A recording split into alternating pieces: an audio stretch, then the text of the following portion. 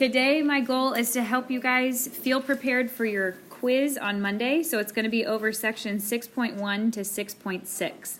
Let's look at the first one here. Madison, write the percent as a decimal. What do we have to do? Okay, good job. The decimal is always right there at the end.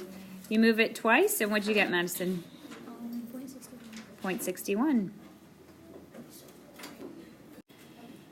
Next one, Sierra, 943%. Where's the decimal? At the end. So what's your answer? 9.43. How many of you got that correct as you did it? Good job. Let's go on to the next one. We're going to check to see how you did on this one. Write the decimal as a percent. Harmony, what do I do with my decimal this time? Move it 2 places to the right. Good job. And what do you get? 26%. Very good. Bump it off. Who would like to do the next one? Javaria. Javaria, go ahead. 500. Very good. All you have to do is move it 2 places to the right, and she got 548%. Write the fraction as a decimal and a percent. What am I doing here, Hunter? So 10 goes into 100. Help me out to remember, guys. What does a fraction bar mean? Divide. Divide. So all you're doing is you are dividing 7 divided by 10. Okay, so as he said, we got 0.7. Then you've got to move it over 2 places to the right. So we have 0.7 and 70%. In your boxed answer, please make sure you're not showing me this kind of scoop work, okay? Instead, I want your boxed answer at the end just to look nice, neat, and clean. How many of you guys got that correct? All right, guys, 4/5, what's that as a decimal? 80.88. 0.8. And when you move it over? 80%. Very good. 0.8 is the same thing as 80%. Is there anyone who has gotten all 6 correct so far that we did? Great work. Let's go on to the next one. There will be 5 formulas that you need to know for your quiz. The first one here. Guys, what's the percent proportion?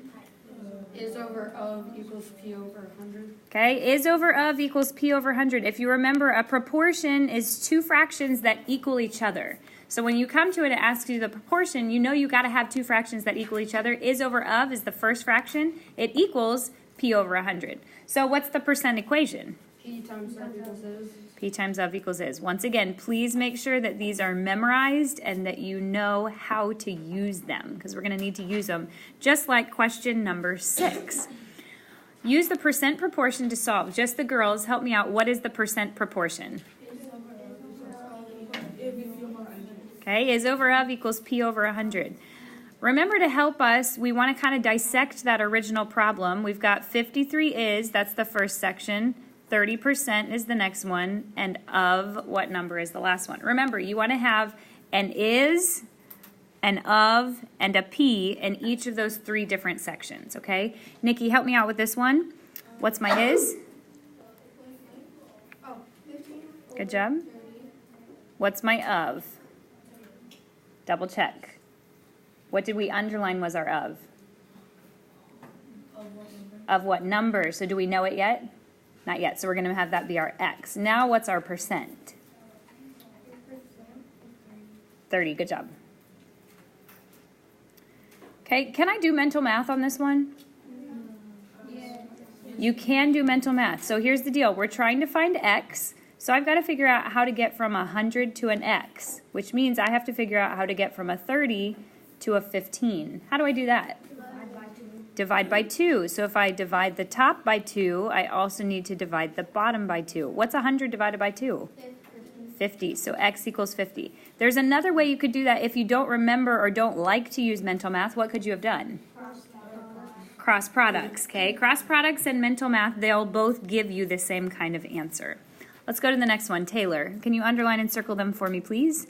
You underline what number is, then you circle 20%, and then underline of 80. Good job. Everybody, what is the percent proportion? Okay, Taylor, plug it in for me, please. So your is x, but you don't know what it is, and then your of is 80, and then your percent is 20, and your denominator is 100. Okay. Is there a clear and easy missing link to get from an 80 to a 100? There really isn't. So which method should I use? Cross product. Let's use cross products. Taylor, go ahead. So you multiply 20 and 80, and then on the other side 100x, and then 600,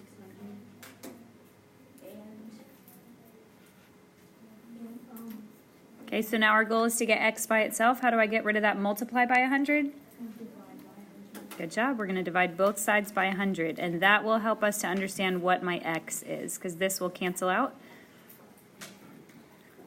And then 1,600. Okay, remember, even with this, when you've got a 0 on top and bottom, I can cross that out. I can cross that out. What's 16 divided by 1? 16. So what's the answer? 16. Very good. Okay, so once again, I kind of gave you 2 different ways. The first way we did mental math, second way we did cross products. I do not care which way you use when you're doing your quiz or your test. The main difference between these right now is it just says use the percent equation to solve. Guys, what's the percent equation? P times of equals is. So let's go ahead and underline, circle. Haley, what should I underline and circle in my original problem to kind of separate those up? And is that 48 my is, my of, or my p? Is. So underline 48 is. In circle, 75%. Good job, because that's our p. And then underline of. Very good. Okay, Haley, what do I have to do to my percent? Turn it to a decimal. So what do you get for 75%? 0.75. Very good. What's my of? No, We don't know it, so we'll just put an x. And what's my is? 48. Very good. How do I get x by itself? Divide by what? 0.75. Good job. Thank you for saying 0.75. A lot of people today have just said 75. You've got to divide by the exact number that's there, and you want to be fair, so we go ahead and do it on both sides. And now all you got to do is just divide this out. What do we get when we divide that, guys? 64. Okay, you get 64. And when I go back to the question, it says 48 is 75% of what number? So it is totally fine for me just to go ahead and keep this as a number. Okay, I want you and your partner to work on the next one together. Okay, I saw a lot of correct answers, but there were also a few that had just kind of like tiny mistakes. 10 is, and then separated into what percent of 40. P times of equals is our percent equation. I don't know my percent yet, so I just keep it as a P.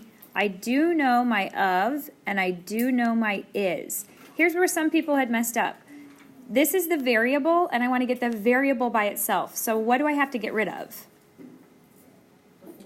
Multiply by 40. How do I get rid of multiply by 40? Divide by 40. Divide by 40. So you want to go ahead, be fair, do it to both sides. This cancels out. I'm left with P equals, 125.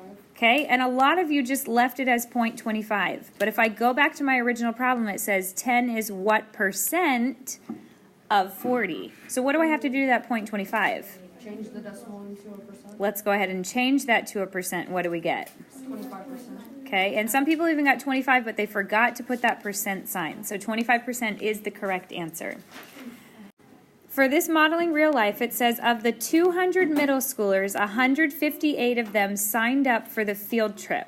What percentage of the students signed up for the field trip? Listen, there's 2 ways you can do this. You can do P times of equals is, or what's the other way? P over is over of equals P over. Okay, here's the main thing you just have to remember. You've got to know which one stands for the part and which one stands for the whole. Do you guys know which one is the part and which one's the whole? What's the is?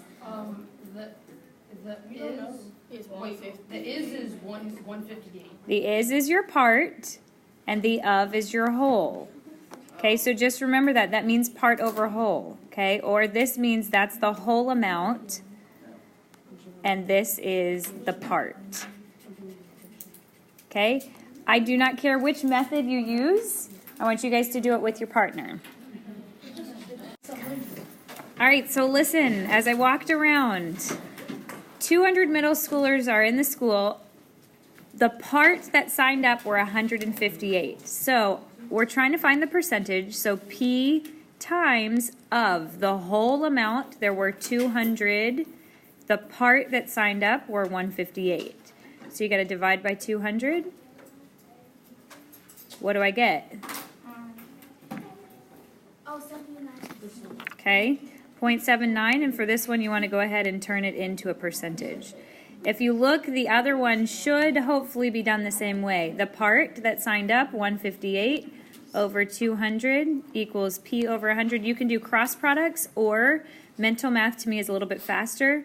I'm trying to figure out how to get from that to that. So I can figure out from here, I simply divide by 2. There, you got to divide by 2. 158 divided by 2 is 79. So that's going to also be 79%. So no matter how you worked it, you should have figured out that your answer was 79%. Next one, this is another one of the 5 formulas you've got to have memorized. Does anyone remember what the percent of change formula was? Nehemiah, what is it? Oh, okay, so is it like AOC over original? Correct. It's the amount of change over the original amount. Something that can help you to think of this, amount of change is going to be AOC. That's amount of change. So hopefully that'll help you for when you're trying to write it down to remember that that's what the percent of change formula is. So now let's use that formula. Find the percent of change as an increase or a decrease. Start with the formula, AOC over original. So let's imagine that you have some kind of a tree. You measure it at one point and it was 8 feet. A few years later, it's no longer 8 feet, it's now 24 feet. How much did it change? How do I figure that out? Hunter. So you do AOC over original. AOC stands for amount of change, so you do on the top side 24 subtracted by 8. Good job. You take your biggest number and subtract the smallest number, and then you divide that by the original. How tall was that tree originally? 8 feet. 8 feet. Okay. And then, so the top is 16 over 8. And then it equals 2. I mean, if you round it off, and then it's an increase. Okay. This is an increase. Now, would it make sense to say this was a 2% increase? No. I've got to change this over here to a percent. So let's go ahead and put those in there. A 200% increase. That means it not only doubled itself, it doubled itself again. Okay? So that makes sense that it would be a 200%. And as he said, it started off at 8 feet and it grew, or it increased to be 24 feet. And that's how you can tell that it is an increase. All right, I want you and your partner to go ahead and work on problem B together. Okay, so you can see this one. Somebody was driving 300 miles, and then they're going down to 210 miles. AOC over original, you always want to start with that formula. So the amount of change, you take your biggest number, 300, and subtract your smallest number over the original amount. How many miles was the original amount? 300 miles was the original. So now we've got 90 over 300. If you don't have this so far, go ahead and erase what you and your partner worked on. 90 over 300, what does that equal? 0.3. Okay, so now we've got to move this over because we want it to be a percentage, and what do we have? 30% decrease. Okay, we started off at 300 miles. It decreased, or it went down to only 210 miles. How many of you got it correct? Once again, if you didn't, that's okay. Erase it and fix it so you've got the right notes for when you're reviewing or studying. Next one, another formula we got to know. Guys, what's the percent of error formula? Amount of error over actual amount. Amount of error, so how much you made an error, over the actual amount that was there. So we're going to use that formula to help us with our next problem.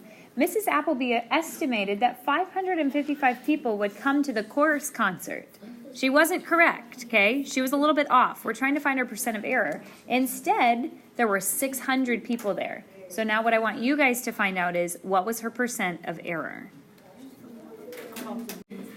A lot of you, there was one little thing that you did that kind of tweaked your answer so that it's different. Here's the deal. There's two numbers here. She guessed 555 people would come, but there were actually 600. To find the amount of error, you have to see how many people she guessed wrong. Did you guys catch that? How many people did she guess wrong? 45. Okay, she was off by 45. How did you get that number? Because you have to subtract.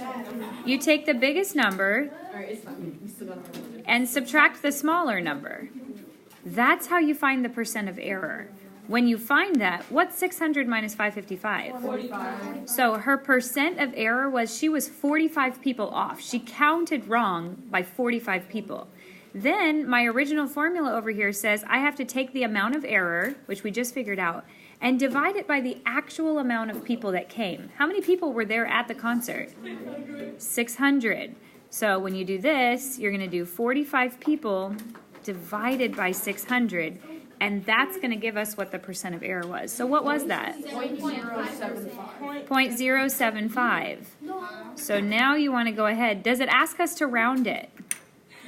No, so you're just going to give me the answer exactly as it is. What's the answer? 7.5%. 7.5%.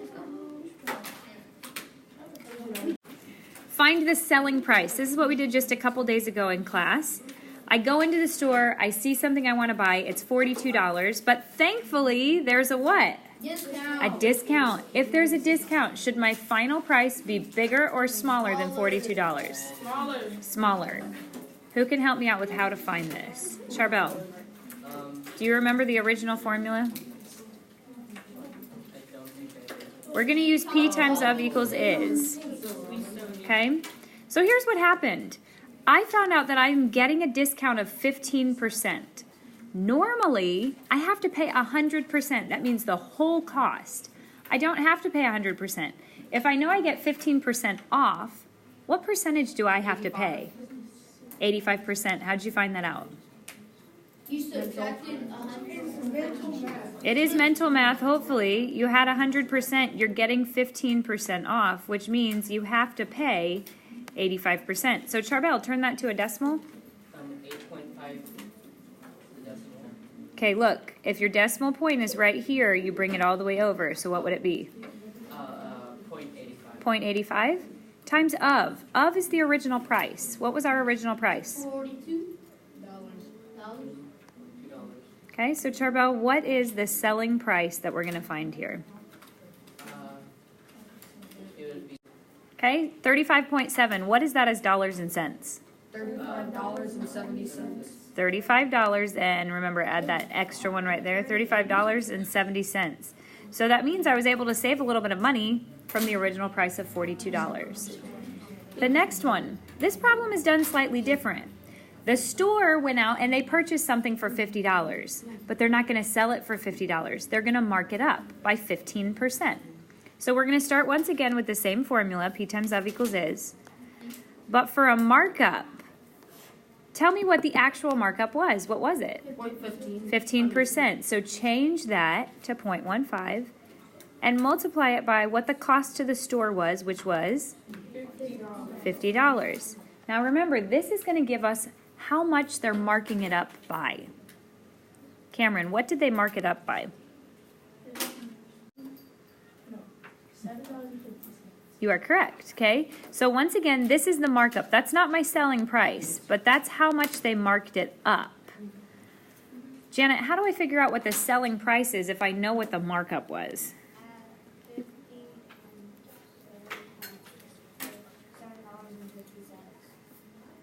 Good job. I take the original amount that the store paid, and then what the markup is, we add them together. Class, what do you get? The selling price that they're going to try to sell it to their customers is going to be $57.50. A modeling real life problem here. A store goes to a warehouse and they pay $5 for an AirPod case. What is the selling price when they mark it up by 60%? Do it with your partner. We're going to start with the same idea once again. P times of equals is.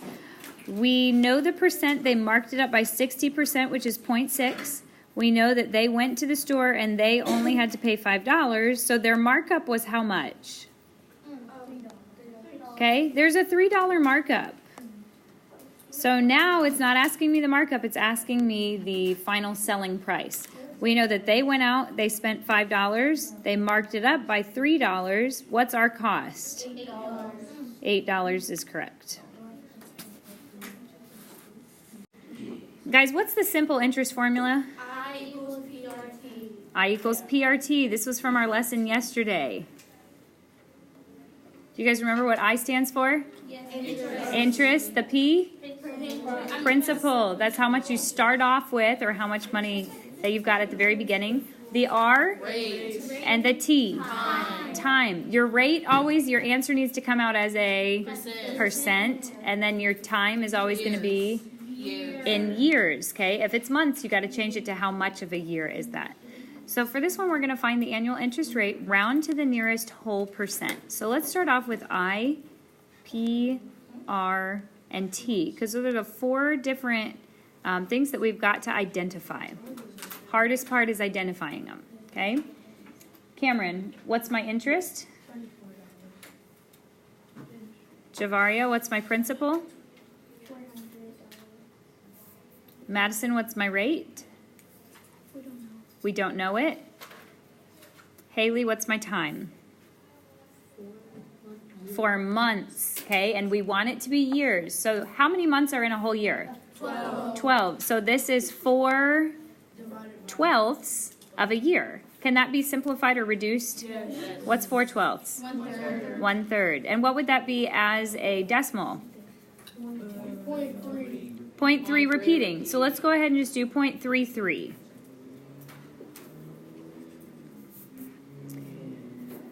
All right, so now we're going to go ahead, just over here to the right-hand side, you guys should still have enough room on your notes. I equals P times R times T.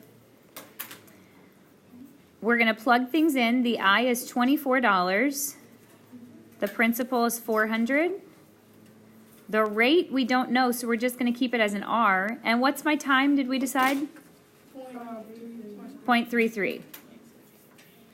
Now remember, we've got 2 sides of this equation. There's something on the left and something on the right. Can I do any work on the left side? I cannot. So we're just going to go ahead and drop down the 24. Can I do anything on the right? Yes. Yes. Notice this. I've got to multiply the 400 times that 0.33. When I do that, Ayana, what do I get? Okay, 132. And I've still got to drop down what else? The R. Okay, now my whole goal is to get the R by itself. So Harmony, how do I get rid of multiply by 132? Good job. We're going to be fair. We'll divide it by both sides. What do you get? 0.18 0.18 repeating, so 0.18181818, okay? Now, the rate, my answer needs to come out as a a percentage. So we're going to go ahead and move this over here. When I drop that down, I know I've got 18.18%. But looking up here at my instructions, it says round to the nearest whole percent. If you're rounding something to the nearest whole percent, it means it's going to be a whole number, and it is not going to have any decimals, okay? So the whole number, which you can see right here, asks the tenths place. Are you 5 or bigger? What's it say? Yeah. Is that 1 5 or bigger? No, okay? So does it stay as an 18 or does it bump up to a 19? It's going to stay as an 18, so my final answer is going to be 18%.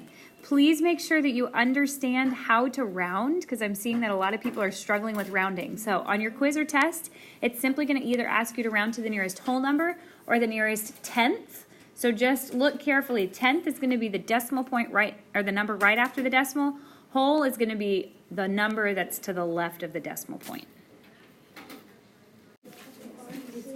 Okay, the final problem of the day, all you guys are trying to do is to find the time. So work together with your partner to try to see what those 4 different things are, and then try to find what your time would be.